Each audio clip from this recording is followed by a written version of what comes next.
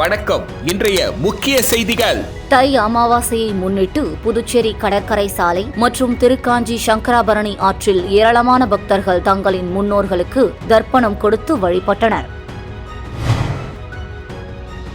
காரைக்கால் மீனவர்கள் மீது துப்பாக்கி சூடு நடத்திய இலங்கை அரசை கண்டித்தும் மத்திய மாநில அரசுகள் நடவடிக்கை எடுக்க வலியுறுத்தியும் அதிமுக மாநில செயலாளர் அன்பழகன் தலைமையில் 500க்கும் மேற்பட்டோர் மாவட்ட ஆட்சியர் அலுவலகம் முன்பு கண்டன ஆர்ப்பாட்டத்தில் ஈடுபட்டனர். சாலையோரத்தில் வசிக்கும் 14 குடும்பங்களுக்கு தொகுப்பு வீடு ஒதுக்கி தருவதற்கான முன்னுரிமை அடையாள அட்டையை முதல்வர் ரங்கசாமி வழங்கினார். நெட்டப்பாக்கம் பகுதியில் தடை செய்யப்பட்ட போதைப் பொருட்கள் விற்ற மளிகை கடை வியாபாரியை மடுகரை போலீசார் கைது செய்தனர். தை அமாவாசையை முன்னிட்டு புதுச்சேரி கடற்கரை சாலை மற்றும் திருக்காஞ்சி சங்கராபரணி ஆற்றில் ஏராளமான பக்தர்கள் தங்களின் முன்னோர்களுக்கு தர்ப்பணம் கொடுத்து வழிபட்டனர். தொடர்ந்து கடல் தீர்த்தவாரியில் பிரசித்தி பெற்ற பல்வேறு கோவில்களைச் சேர்ந்த உற்சவர் கலந்து கொண்டனர். மாதந்தோறும் அமாவாசை வந்தாலும் தை மற்றும் ஆடி மாதத்தில் வரும் அமாவாசைக்கு அதிக சிறப்பு உண்டு. அதாவது இந்துக்கள் ஒரு வருடத்தை இரண்டு அயனங்களாக பிரித்துள்ளனர். தை முதல் ஆனி வரை உள்ள 6 மாதம் உத்தராயண காலம் என்றும், ஆடி முதல் மார்கழி மாதம் வரையிலான காலம் தட்சணாயன காலம் என்றும் அழைக்கப்படுகிறது. இந்த 2 அமாவாசையும் வழிபாட்டுக்கு புண்ணிய தினம் என்று சாஸ்திரங்கள் கூறுகின்றனர். இதனால் இந்துக்கள் தை மற்றும் ஆடி மாதம் வரும் அமாவாசைகளில் தங்களை முன்னோர்களுக்கு திதி கொடுக்க அதிக அளவில் ஆர்வம் காட்டுகின்றனர். இந்த நிலையில் தை அமாவாசையான இன்று புதுச்சேரி கடற்கரை மற்றும் திருக்காஞ்சி சங்கராபரணி ஆறு உள்ளிட்ட பகுதிகளில் பொதுமக்கள் அதிக அளவில் குவிந்து தங்களது முன்னோர்களுக்கு தர்ப்பணம் செய்து வழிபட்டனர். புதுச்சேரி நகர பகுதியில் உள்ள கோவில்கள், விழுப்புரம், கடலூர் மற்றும் திண்டிவனம் பகுதிகளில் இருந்து உற்சவர் சிலைகள் கடற்கரைக்கு ஊர்வலமாக எடுத்து வரப்பட்டு தீர்த்த வாரியும் நடைபெற்றது. குறிப்பாக மணக்குள விநாயகர், வேதபுரீஸ்வரர், வரதராஜ பெருமாள், காமாட்சி அம்மன், சாரம் சுப்பிரமணியர், லாஸ்பேட்டை சுப்பிரமணியர் கோவில், ரேணுகா பரமேஸ்வரி அம்மன், சுந்தர சபரீஸ்வரர் கோவில், கௌஷிக பாலசுப்பிரமணியர் உள்ளிட்ட பல்வேறு கோவில்களிலிருந்து உற்சவர்கள் கொண்டு வரப்பட்டனர். இதில் ஏராளமான பக்தர்கள் கலந்து கொண்டு சுவாமி தரிசனம் செய்தனர். காரைக்கால் மீனவர்கள் மீது துப்பாக்கி சூடு நடத்திய இலங்கை அரசை கண்டித்தும் மத்திய மாநில அரசுகள் நடவடிக்கை எடுக்க வலியுறுத்தியும் அதிமுக மாநில செயலாளர் அன்பழகன் தலைமையில் 500க்கும் மேற்பட்டோர் மாவட்ட ஆட்சியர் அலுவலகம் முன்பு கண்டன ஆர்ப்பாட்டத்தில் ஈடுபட்டனர். காரைக்கால் மீனவர்கள் மீது துப்பாக்கி சூடு நடத்தி மீனவர்களை கைது செய்த இலங்கை அரசை கண்டித்தும் கைது செய்யப்பட்ட மீனவர்களை மத்திய மாநில அரசுகள் விடுவிக்க உடனடி நடவடிக்கை எடுக்க வலியுறுத்தியும் புதுச்சேரி மாநில அதிமுக சார்பில் மாபெரும் கண்டன ஆர்ப்பாட்டம் மாவட்ட ஆட்சியர் அலுவலகம் முன்பு நடைபெற்றது. மாநில செயலாளர் அன்பழகன் தலைமையில் நடைபெற்ற ஆர்ப்பாட்டத்தில் அதிமுகவினர், மீனவர்கள் என 500க்கும் மேற்பட்டோர் கலந்து கொண்டு இலங்கை அரசை கண்டித்தும் அவர்களை விடுவிக்க வலியுறுத்தியும் கண்டன கோஷங்களையும் எழுப்பினர். போராட்டத்தில் பங்கேற்ற மீனவ பெண்கள் சிறைப்பிடிக்கப்பட்ட மீனவர்களை விடுவிக்க வேண்டும், ஆதரவற்றுள்ள குடும்பத்தினருக்கு அரசு நிவாரணம் வழங்க வேண்டும் என கோரி மாவட்ட ஆட்சியர் அலுவலகம் முன்பு அமர்ந்து ஒப்பாரி வைத்தபடி போராட்டத்தில் ஈடுபட்டனர். தொடர்ந்து செய்தியாளர்களிடம் பேசிய அன்பழகன், சீன அரசுக்கு கைகூலியாக செயல்பட்டு வரும் இலங்கை அரசானது நம் நாட்டு மீனவர்கள் மீது துப்பாக்கி சூடு நடத்துவதன் மூலம் நம் நாட்டின் மீது மறைமுக போரை உருவாக்குவதாக தெரிகிறது. இதற்கு இலங்கை மீது இந்திய ராணுவம் தக்க பதிலடி கொடுக்க வேண்டும் என்றார். கடந்த பல ஆண்டுகளாகவே தமிழ் சமுதாய மீனவர்கள் இலங்கை அரசால் துப்பாக்கி சூட்டால் தாக்கப்படுவதும் அவர்களின் மீன்பிடி சாதனங்கள் முழுமையாக அழிக்கப்படுவதுமாக உள்ளது. தமிழ் மீனவர்கள் கடலில் மீன்பிடிக்க சென்றாலே பயத்துடன் அவர்கள் திரும்பும் சூழல் உள்ளது. நேற்று இலங்கை கடற்படையால் கைது செய்யப்பட்ட மீனவர்கள் அனைவரையும் விடுதலை செய்ய வேண்டும். குண்டடிப்பட்டு ஆபத்தான நிலையில் சிகிச்சை பெற்று வரும் 2 மீனவர்களையும் போர்க்கால அடிப்படையில் புதுச்சேரிக்கு கொண்டு வந்து அவர்களுக்கு உயரிய சிகிச்சை அளிக்க வேண்டும் என்றார். மீன்பிடி சாதனங்கள், ஐபி போட்டு, வலை, தங்கல் வலை, அந்த வலை, இந்த வலை எல்லாத்தையும் அழிக்கிறான். அவன் சண்டைக்கு கூப்பிடுறான் அவங்கள. அப்போ சொரணம் இல்லாத பத்தி அரசா இதா இல்ல இல்லைன்னா திட்டமிட்டு தமிழ் சமுதாயத்தை ஒழிக்கின்ற எண்ணத்தில் இருக்கக்கூடிய திமுகவினுடைய அரசும் அங்க இருக்கின்ற மத்திய அரசாங்கத்துடைய செயல்பாடு இருக்குதா? அதனாலதான் நாங்க இன்னைக்கு இதை கண்டிச்சு புதுச்சேரி மாநிலத்துடைய சார்பில் ஏதோ முதலமைச்சர் ஒரு கடிதம் எழுதிட்டாரு என்றோடு இல்லாம அங்க அடிப்பட்டு மருத்துவமனையில் இருக்கின்றவர்களை உடனடியாக இங்க புதுச்சேரி மாநிலத்துக்கு வரவழைச்சு அவங்களுக்கு உயரிய சிகிச்சை அளிப்பதற்கு மத்தியில் இருக்கக்கூடிய அந்த வெளியுறவுத்துறையினுடைய அதிகாரிகளிடமோ அமைச்சரிடம் பேசணும். இது ஏதோ கடிதம் சொல்லிட்டு இருக்கக்கூடாது.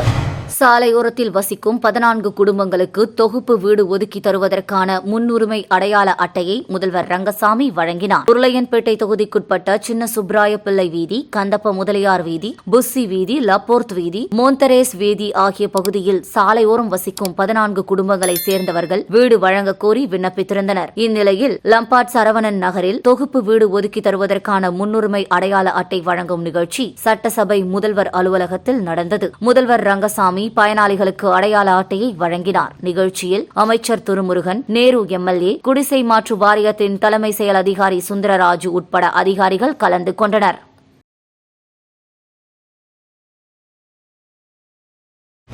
நெட்டப்பாக்கம் பகுதியில் தடை செய்யப்பட்ட போதைப் பொருட்கள் விற்ற மளிகை கடை வியாபாரியை மடுகரை போலீசார் கைது செய்தனர். புதுவை மாநிலம் நெட்டப்பாக்கம் அருகே உள்ள ஏரிப்பாக்கம் 4 முனை சந்திப்பில் மளிகை கடை நடத்தி வருபவர் நத்தமேடு பகுதியைச் சேர்ந்த அபிமன்யு. நேற்று மாலை மடுகரை போலீசாருக்கு இவரது மளிகை கடையில் தடை செய்யப்பட்ட போதைப் பொருட்கள் விற்பதாக தகவல் கிடைத்தது. மடுகரை உதவி ஆய்வாளர் குப்புசாமி மற்றும் போலீசார் கடைக்கு சென்று சோதனையில் ஈடுபட்டனர். அப்போது அந்த கடையிலிருந்து குட்கா, ஹான்ஸ், விமல் பாக்கு உள்ளிட்ட 280 பாக்கெட்டுகளை போலீசார் பறிமுதல் செய்தனர். பின்னர் அபிமன்யுவை நெட்டப்பாக்கம் காவல் நிலையம் அழைத்து சென்று அவர் மீது வழக்கு பதிவு செய்து விசாரித்து வருகின்றனர். அவரிடம் இருந்து 1,30,000 ரொக்கம் மற்றும் 40,000 மதிப்புள்ள போதைப் பொருட்கள் பறிமுதல் செய்யப்பட்டது. கிராமப்புற பகுதியில் லட்சக்கணக்கில் போதைப் பொருட்கள் கிடைப்பது குறித்து பொதுமக்கள் அச்சமடைந்துள்ளனர்.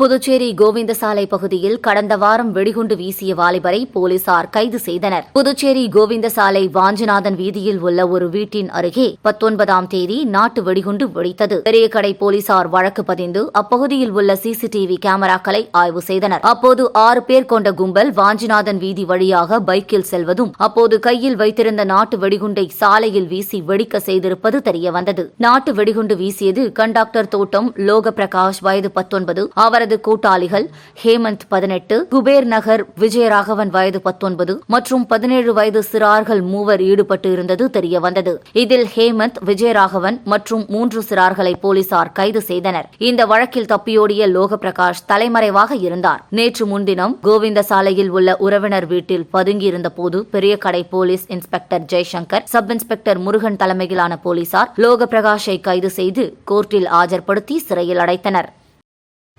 புதுச்சேரியில் நிலத்தடி நீரை பயன்படுத்த முடியாத நிலையில் உள்ள 5 பேரவை தொகுதிகளுக்கு அரசு சார்பில் தினமும் 20 லிட்டர் குடிநீர் கேன் விநியோகிக்க பொதுப்பணித்துறை அமைச்சர் லட்சுமி நாராயணன் உத்தரவிட்டுள்ளார். குடிநீர் தரம் குறித்து பொதுப்பணித்துறை பொது சுகாதார கோட்ட செயற்பொறியாளர், உதவி பொறியாளர்கள் மற்றும் இளநிலை பொறியாளர்களுடன் அமைச்சர் லட்சுமி நாராயணன் ஆய்வுக் கூட்டம் நடத்தினார். இதில் டிடிஎஸ் அளவு அதிகம் உள்ள பகுதிகளில் உடனடியாக கூடுதல் குடிநீர் சுத்திகரிக்கும் கருவிகளை நிறுவவும், பழுதடைந்தவைகளையும் சீரமைத்து பயன்படுத்தவும் உத்தரவிட்டார். அத்துடன் நகர் பகுதியில் டிடிஎஸ் 1500 எனும் அளவுக்கும் அதிகமான நிலையில் ஆழ்துளை கிணறுகளிலிருந்து பெறப்படும் நீரை மேல்நிலை நீர்த்தேக்க வளாகங்களில் சேமிக்கவும், அதன் பின் குடிநீர் சுத்திகரிப்பு கருவிகளை நிறுவி நீரை சுத்திகரித்து கேன்களில் அடைத்து வீடுகளுக்கு தலா 20 லிட்டர் வீதம் விநியோகிக்கவும் உத்தரவிட்டார். புதுச்சேரி நகராட்சியில் உருளையன்பேட்டை, உப்பளம், ராஜ்பவன், முத்தியால்பேட்டை, காமராஜர் நகர் ஆகிய தொகுதிகளில் உள்ள வீடுகளுக்கு முதல் கட்டமாக 15 நாட்களுக்குள் கேன் மூலம் குடிநீர் வழங்க அறிவுறுத்தினார். நீர்நிலைகளிலிருந்து சுத்திகரித்து மக்களுக்கு நல்ல குடிநீர் வழங்கும் வரை இடைக்கால ஏற்பாடாக இந்த முறை தொடர வேண்டும் என உத்தரவிட்டுள்ளார். துத்திப்பட்டு துழில்பேட்டை செல்லும் சாலையில் உள்ள பாலம் சீரமைக்கும் பணியினை அமைச்சர் AK சாய் ஜே சரவணன்குமார் பூமி பூஜை செய்து தொடங்கி வைத்தார். ஊசுடு சட்டமன்ற தொகுதிக்குட்பட்ட துத்திப்பட்டு கிராமத்தில் இருந்து தொழில்பேட்டை வழியாக காட்டேரிக்குப்பம் செல்லும் சாலையில் உள்ள பாலம் பழுதடைந்ததால் அதனை சீரமைக்கும் பணிக்கு ரூபாய் 51 லட்சம் மதிப்பீட்டில் அரசாணை பெறப்பெற்று இன்று அப்பணிக்கான பூமி பூஜை தொகுதியின் சட்டமன்ற உறுப்பினரும் ஆதி திராவிட நலத்துறை அமைச்சருமான AK சாய் ஜே சரவணன்குமார் பூமி பூஜை செய்து பணியினை தொடங்கி வைத்தார். இந்த நிகழ்ச்சியில் பொதுப்பணித்துறை கட்டடங்கள் மற்றும் சாலை வடக்கு செயற்பொறியாளர் சுந்தரராஜு, உதவி பொறியாளர் ஸ்ரீனிவாசராம், இளநிலை பொறியாளர்கள் குலோத்துங்கன், தேவர், ஊசுடு தொகுதி பாஜக ஒருங்கிணைப்பாளர் சாய் தியாகராஜன், முன்னாள் தொகுதி தலைவர் ஐயனார், தொகுதி தலைவர் முத்தாலு முரளி, பாஜக நிர்வாகிகள், கூட்டணி கட்சி நிர்வாகிகள், பொதுமக்கள் உட்பட பலர் கலந்து கொண்டனர். புதுச்சேரி அடுத்த கொண்டலாம்குப்பம் கிராமத்தில் எழுந்தருளியுள்ள கொங்கணேஸ்வரர் ஆலயத்தில் தை மாதம் அமாவாசையை முன்னிட்டு சிறப்பு யாக பூஜைகள் நடைபெற்றது. புதுச்சேரி காட்டேரிக்குப்பம் அடுத்த தமிழக பகுதியான கொண்டலாம்குப்பம் கிராமத்தில் எழுந்தருளியுள்ள கொங்கணேஸ்வரி உடனமர் கொங்கணேஸ்வரர் ஆலயத்தில் தை மாதம் அமாவாசையை முன்னிட்டு விபூதி சித்தர் தலைமையில் உலக அமைதி மற்றும் மக்கள் நன்மையை வேண்டி ஆண்டுக்கு ஒருமுறை அமாவாசை திதி அன்று நடைபெறும் இந்த மகா யாகம் அனைத்து தெய்வங்களுக்குமான மகா சக்தி பூஜை செய்து அவிர்ப்பாகம் கொடுக்கப்பட்டு சிறப்பு வழிபாடு நடைபெறுவது வழக்கம். முன்னதாக இவ்வாலயத்தில் சுவாமிக்கு பால், தயிர், பஞ்சாமிர்தம், இளநீர், சந்தனம், பன்னீர் உள்ளிட்ட திரவியங்களால் ஆன சிறப்பு அபிஷேகங்கள் மற்றும் சிறப்பு கலச பூஜை, யோக பூஜை உள்ளிட்ட பூஜைகள் உலக நன்மைக்காக சிறப்பாக நடைபெற்றது. மேலும் பொதுமக்களுக்கு எவ்வித பாதிப்புகளும் ஏற்படாமல் இருந்திடவும் சிறப்பு பூஜைகள் நடைபெற்றது. தொடர்ந்து வழிபாட்டில் கலந்து கொண்ட பக்தர்கள் அனைவருக்கும் மரக்கன்றுகள், விதைகள் மற்றும் அன்னதானமும் வழங்கப்பட்டது. இதில் ஏராளமான பக்தர்கள் இந்த நிகழ்ச்சியில் கலந்து கொண்டு தங்களது வேண்டுதல்களை முன்வைத்து பிரார்த்தனை செய்து வழிபட்டனர். மேலும் இந்நிகழ்ச்சிக்கான ஏற்பாடுகளை ஆலய நிர்வாக குழுவினர் சிறப்பாக செய்திருந்தனர்.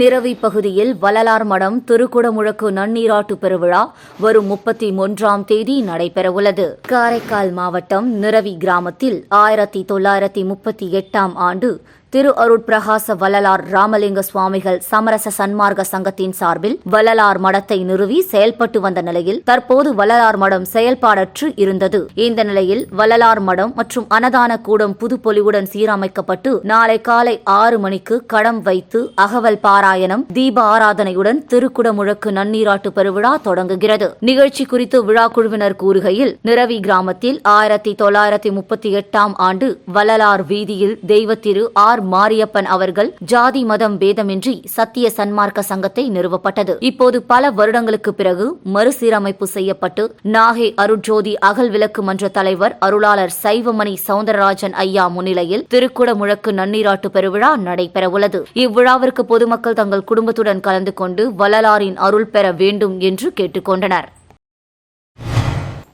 முருங்கப்பாக்கம் அருள்மிகு ஸ்ரீ அங்காளம்மன் ஆலயத்தில் அமாவாசை திதியை முன்னிட்டு தீச்சட்டி எடுத்தல் மற்றும் ஊஞ்சல் உற்சவம் நடைபெற்றது. புதுச்சேரி முருங்கப்பாக்கம் பகுதியில் எழுந்தருளியுள்ள அருள்மிகு ஸ்ரீ அங்காளம்மன் ஆலயத்தில் மாதந்தோறும் அமாவாசை தினத்தன்று தீச்சட்டி எடுத்தல் நிகழ்ச்சி நடைபெற்று வருகிறது. அதன்படி நேற்று இவ்வாலயத்தில் உள்ள மூலவர் ஸ்ரீ அங்காளம்மனுக்கு பால், இளநீர், தயிர், பன்னீர், சந்தனம், குங்குமம் உள்ளிட்ட திரவியங்களால் ஆன சிறப்பு அபிஷேகங்கள் நடைபெற்று தீப ஆராதனைகள் காண்பிக்கப்பட்டது. அதனைத் தொடர்ந்து மாலை பூக்கரகம் ஜோடிக்கப்பட்டு ஜோதி எடுத்து ஆலயம் வலம் வந்து சிறப்பு பூஜைகள் செய்து மகா ஜோதி ஏற்றப்பட்டது. தொடர்ந்து சிவன் பார்வதி சிறப்பு அலங்காரத்தில் ஊஞ்சல் உற்சவம் நடைபெற்றது. இதில் சிறப்பு விருந்தினராக அரியாங்குப்பம் சட்டமன்ற உறுப்பினர் பாஸ்கர் என்கிற தட்சிணாமூர்த்தி, முன்னாள் சபாநாயகர் சபாபதி, முன்னாள் அறங்காவலர் குழு தலைவர் பாஸ்கர், ஆலய தனி அதிகாரி ஆகியோர் விழாவில் கலந்து கொண்டு சுவாமி தரிசனம் செய்து வழிபட்டனர். மேலும் இவ்வாலயத்தில் நூற்றுக்கணக்கான பக்தர்கள் தீச்சட்டி ஏந்தி ஆலயம் வலம் வந்து தங்களது நேர்த்திக் கடனை செலுத்தினர். இவ்விழாவிற்கான ஏற்பாடுகளை உபயதாரர்கள் ஆதிமூலம், சக்திவேல், கோவிந்தராசு, சந்துரு குடும்பத்தினர்கள், ஆலய விழா குழுவினர் சிறப்பாக செய்திருந்தனர்.